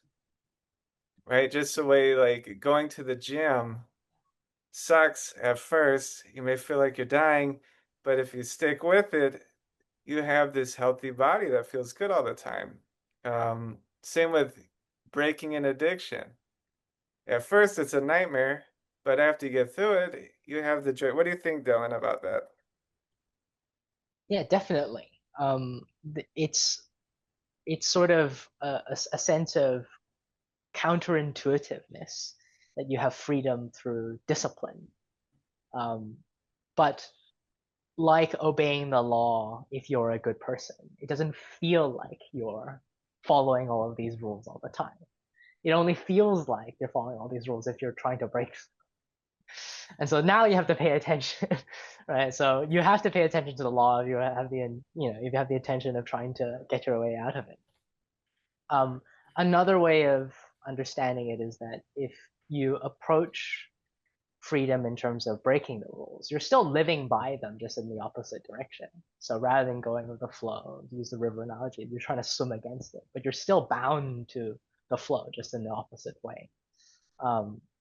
The way across is to understand what the purpose of the rules are and to try and make them work for you. So the law is not perfect. That's why we need to interpret the law. And the reason why we interpret the law is to try and make the laws work for us, because any way we try and describe things in a simplistic manner is going to be an overgeneralization. So this is a common theme in Zen Buddhism as well. So speaking of spirituality and practices, unfortunately always going to be a generalization and oversimplification. At the end of the day, it requires you to have a general just reference point and then use your experience as the final decider. So the Buddha, when he teaches the community of Brahmas, the Kalamas, about critical thinking, he says, don't follow any particular teaching just because it may seem sort of reasonable to you, just because it's being taught by a well-known teacher or by sort of blind faith. Use your experience and see if your experience tells you that this is leading away from suffering. And if yes, go for it. If no, try something else. But at the end of the day, your experience is the boss, right? You have to be able to sort of navigate that on your own. That is not to say that sometimes an element of corruption and of abandoning discipline in certain circumstances isn't always unhelpful. So even a moderate amount of so-called sort of lack of discipline can sometimes be helpful. Because what usually happens is that if we're so wrapped up on trying to follow the rules, sometimes we lose perspective of what the rules are for. And it requires sometimes to break the rules to understand why those rules are in place in the first instance. So if the Buddha came along and just said, okay, these are the list of things you should not do, and you take it on the surface, well, then you observe them as rules, but you don't really have much understanding. But if you break the rules and you suffer the consequences, that's understanding, that's wisdom. You've learned, oh, that's why that rule was there in the first place. And so for some people, that can be a very useful thing, that we must accommodate and allow and tolerate making mistakes. It's important to make mistakes as well. So even the Paramitas are called perfections. There is, no real perfection without making lots and lots and lots of mistakes and trying to figure it out while we do them. Yes. I do have more questions. It seems like every time you answer a question, you get more questions, right? So anyway, so I think it's something that I've kind of, I don't know if I'll say thought about quite a bit and struggle with is, because for instance, if you take the paramitas we've talked about today, right? So I think it's Alan Watts who used to say that, the average person who stepped into a church and they'll tell them, you have to love your neighbor, you have to forgive people. And I've never done that and I hate my neighbor. So how do I go from the position of somebody who actually can't do it on an everyday and suddenly somebody's telling me to do it? I'm going to go about going from where I am to where I need to be if I was going with these parameters. So what would be the steps I would take to become a giving person? And, and then, embrace the morality, even though I have my limitations. As some Hindus said, the deeds have been done, but there's no doer. So I mean, there's this. So how do I go from there? How do I cross that bridge? Yeah. So great. One helpful way that the Buddha frames this sort of practice is not to sort of enforce an emotion that isn't there. So the example you used is a very good one, right? So if someone says it commands you to love your neighbor, that is, exactly. What if that emotion is just not there? It is there, exactly. So the way that the Buddha encourages loving kindness is to, rather than phrasing it as love your neighbor, we phrase it as a kind of self-talk, as we've sort of mentioned before. May so-and-so be happy. May so-and-so be secure. So we can wish someone well, even if we hate them. Right? So the emotion doesn't come into it. That can come later. That can be developed later. That's perfectly fine. Yes. Nevertheless, we encourage ourselves to have a positive sort of way of thinking, to be mindful. At the end of the day, we want, may they be happy, may they be secure, may they be alleviated from suffering. So that's one way, if you'd like, of bootstrapping emotion. Because emotion is also a conditional thing. So you can't force yourself to love someone, and you can't force yourself to hate someone. They're just conditioned by other factors. And one way it is conditioned is our perception. And so we begin with sort of well-wishing, of being mindful of the sort of thing we're aiming towards, of establishing some kind of false signpost, a temporary signpost to aim towards, as a means of bootstrapping our ability to get there. So this is what is meant by sort of deeds being without a doer, is that we propose or we suppose a helpful delusion. We suppose that someone is doing something, and we imagine what it would be like for them to do it, perfectly knowing that actually it isn't there. It isn't there, yes. Yeah. So all of, if you'd like, in Buddhism, that happens a lot, where the Buddha describes, well, there are all of these stages of Buddhism, right? There's 52 stages of being a bodhisattva. All of them are empty signposts. They're sort of like when you go hiking, you have all of these posts that tell you how far you've gone. They don't actually designate, they don't actually have any sort of substance. They do not hold the distance in the sign, right? But having seen them, it makes you feel better. Oh, I've gone this far, right? There's only so far to go. But the signposts themselves don't mean the distance. They don't mean the journey. And so they're there to offer encouragement. And so these paramitas, again, the Buddha calls them frames of reference. They're reference points that are useful. And similarly, when we talk about loving kindness, they're again reference points. But at the end of the day, what we're trying to do is to encourage a widening of attention.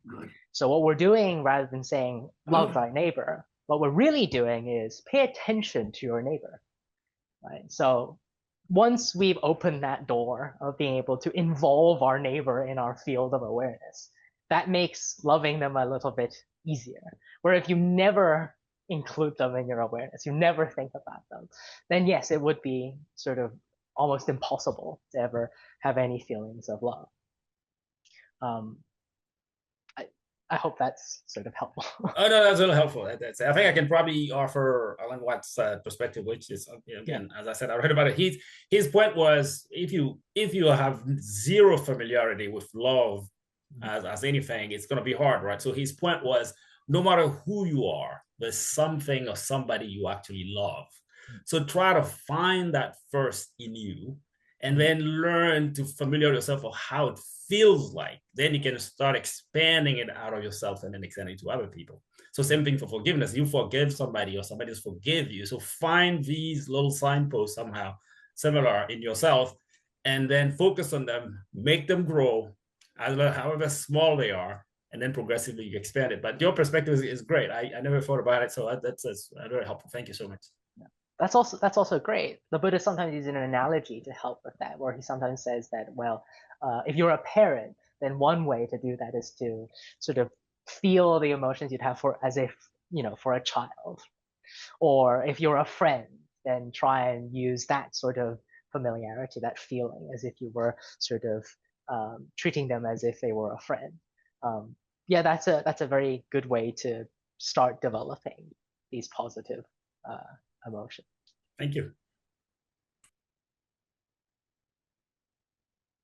I want to throw in one more thing before we go about discipline.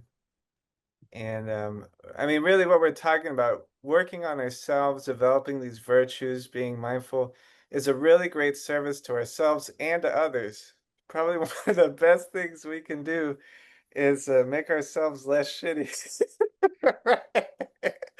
Whereas one of the best things I've done for myself, my family, my friends, is like, I just worked on it. It's a really kind, compassionate thing to do, and they'll tell you, like, man, go meditate. You're way less shitty. We really enjoy you now. It's a wonderful thing to do. But I've been through a lot of groups, starting in my early 20s, and they always asked me to do service, especially my first teacher, this Italian Zen teacher, just say, impegni, you must, your duty, impegni. And I was like, what do you mean? She's like, I need you to go mow the lawn. I'm like, I don't want to mow the lawn. And then I go mow the lawn, and she's like, I need you to do the ritual. I need you to do this and this. And I remember how upset I was about it. And then every group I went to, you end up at a point where you have to do this service. I'm like, this is bullshit. So maybe 10 years in, I started thinking about my discipline too, the way I act to myself. I project an adult authority figure, the parent, who's like, you got to go clean your room. You got to go clean your room. And that's how we do discipline. But one of the more advanced, monks in that Zen temple was showing me in the cleaning process, like, I do this because I care about the next person that's going to show up. Like his discipline was an act of genuine love for the people around him. He's like, I clean this because I'm thinking about the next person. I'm doing this because someone's going to come here today, like you, that's a mess, and they're going to need help, and everything has to be in order. We have to have these pamphlets made. Someone's got to do administration. Someone's got to do all these things. Prepare for people like you, you know? Um, so I think that's when things get easier, is when you shift from the angry parent in your head so it starts becoming this love for yourself and others. What do you think, Dylan? Yeah, I definitely. I think one of the things that sort of gets lost in tradition is that we forget why we do certain things, and we do them because it's a tradition. It's a tradition, and these are the rules, and this is the way that it's always been done.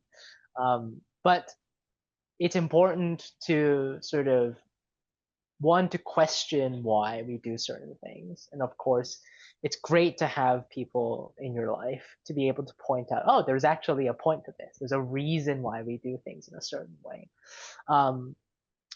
Different schools have different approaches, and it depends on the person.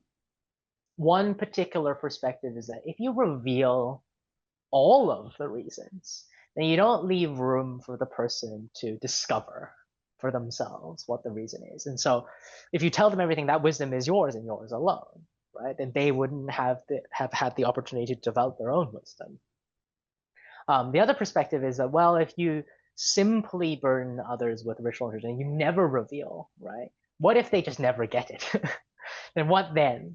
Right? Of course, the answer, well, depends on the person, right? So some people are quite happy to never question and to never want to figure out exactly what it is that they're doing or what the purpose is. A lot of the Buddhist disciples were like that, and the Buddha described that there are two ways towards enlightenment. One is through faith, and one is through wisdom, and both are equally fine, right? But they both unite at the end of the day, right? With wisdom and discernment. So you can delay the questioning process, but you can't deny it. At some point, you need to know why you're doing the things you're doing. It's just that for some people, their personalities work better if they are not forced to question. They don't want to think, right? They just want to be told what to do, and they find security in having everything thought out for them. And so that's fine. So in the beginning, they are assigned things and they just blindly follow. And then slowly but surely, you introduce sort of doubt. And so in Zen Buddhism, that is precisely the point of meditation. So you do all of this discipline, and then when you sit, they give you a problem, they give you a koan, and that is supposed to help you develop doubt. It's for people who find doubt hard. And then, of course, on the other hand, there are the people who find doubt easy, so they question everything. But sometimes they question for the sake of questioning. They question for the sake of their pride or their ego. They're not really there to understand and figure something out. They just want a challenge.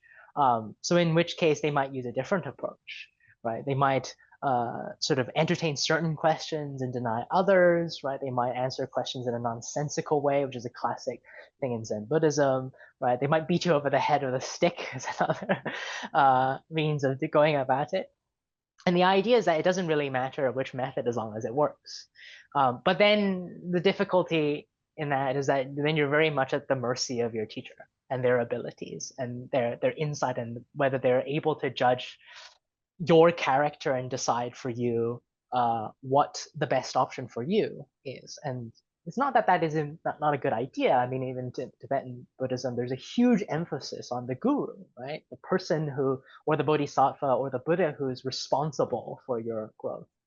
But the Buddha in his parinirvana, he's sort of very clear cut, where after my passing, right, you should take refuge in no other person, right? Take refuge upon yourself, right? Because you don't know how enlightened your teacher is, right? What if they've got it wrong, right? So take refuge upon yourself, right? Take refuge upon your own awareness. Trust your own ability to discern things. Of course, also be open to the idea that your ego and your pride might be in the way. But at the end of the day, you can't put complete blind faith in a teacher. So one of the sort of reasons why the Buddha decided to pass away at his particular age was that he was noticing that his disciples were all getting complacent. They were all going, "Oh, the Buddha's there. He will decide for us. You know, he will assign us all of these practices, and right? We don't have to worry about our own enlightenment. In fact, the Buddha's there, right?" And so, in retaliation, the Buddha said, "Well, okay, I'll go off and die then." Right? So you have to decide for yourself. You actually have to take responsibility for your own progress. So yeah, it depends, but I think there's a danger there, especially more and more often we're seeing that there's a danger in unenlightened gurus essentially taking advantage of their students. Right? What they really are doing is just getting you to do all the housework.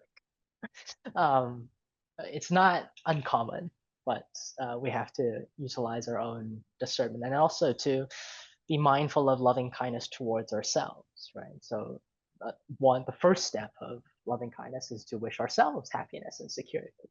And so, if we remind ourselves of that basic premise and we're in an environment where that's not happening, then you also know something has gone wrong. You don't feel happy, you don't feel secure, then maybe it's time to go elsewhere.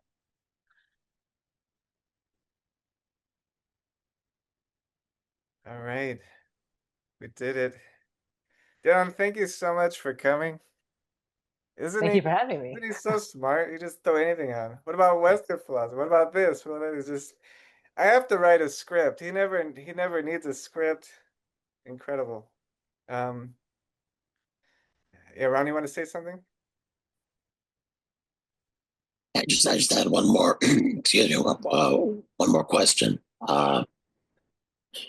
If I'm somebody in a position who feels like, as you mentioned at the start, had friends and connections that don't seem beneficial, and that if I feel like I've been betrayed and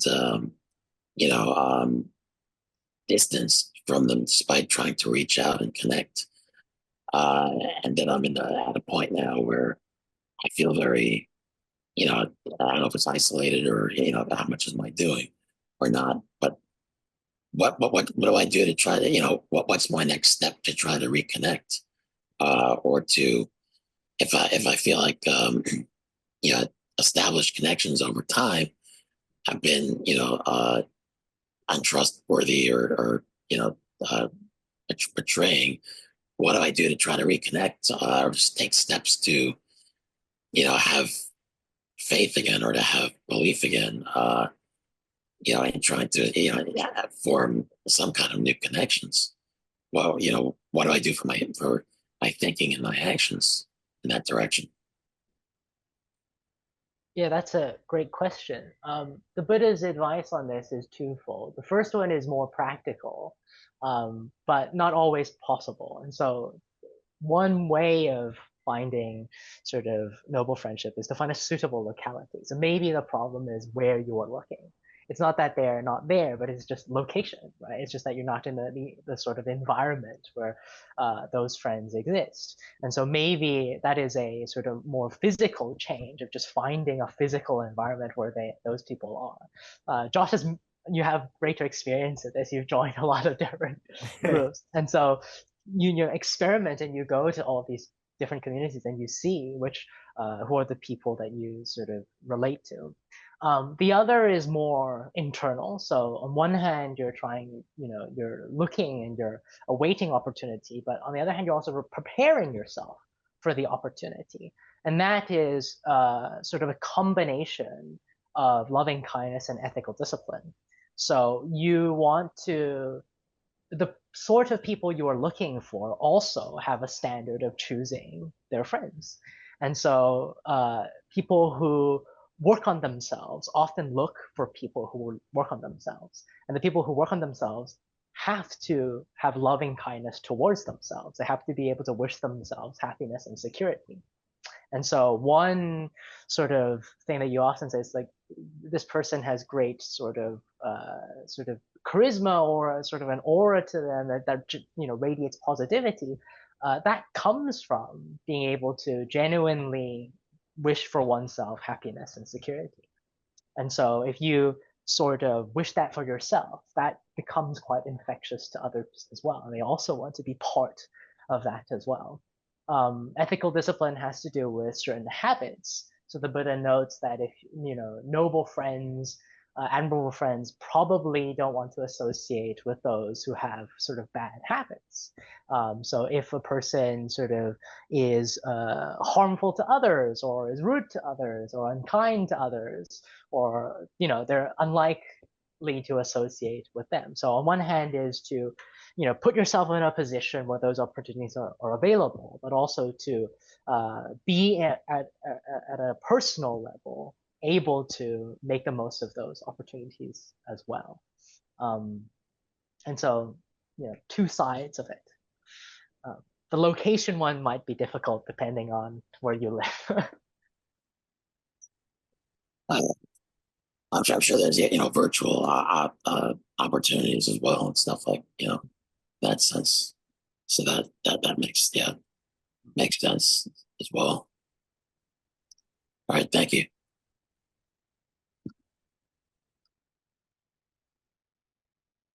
The virtual is pretty. I mean, we have a virtual Sangha pretty much right here, but it doesn't replace in person. It's very different. I took Phoenix to some in-person temples to actually meditate. It's way different than meditating in your room and to meditate next to monks. And this is kind of a substitute, but finding those real people. And like Dylan said, I've been through a lot of groups, and you got to give people a shot. You got to go try and work with the people that come up.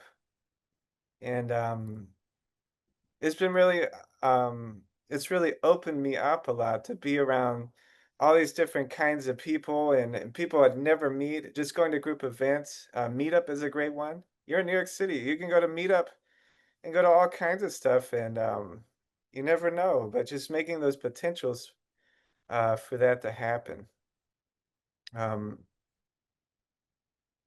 Okay, so we'll dedicate the merit now.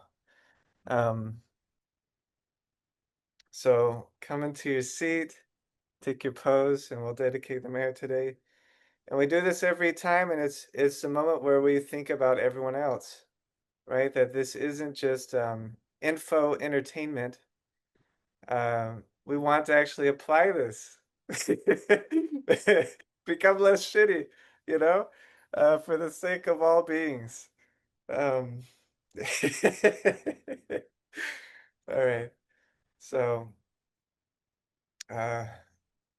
may this love flow outwards, igniting the hearts of all beings, illuminating endless dawns. There we go. Thank you, Dylan. Thank you, everyone, for showing up for each other and speaking and asking questions. Thank you all. Yeah, thank you, Dylan. Thank you, everybody. Thank you. Yeah, bye-bye. Thank you so much, Dylan, and thank you, Josh.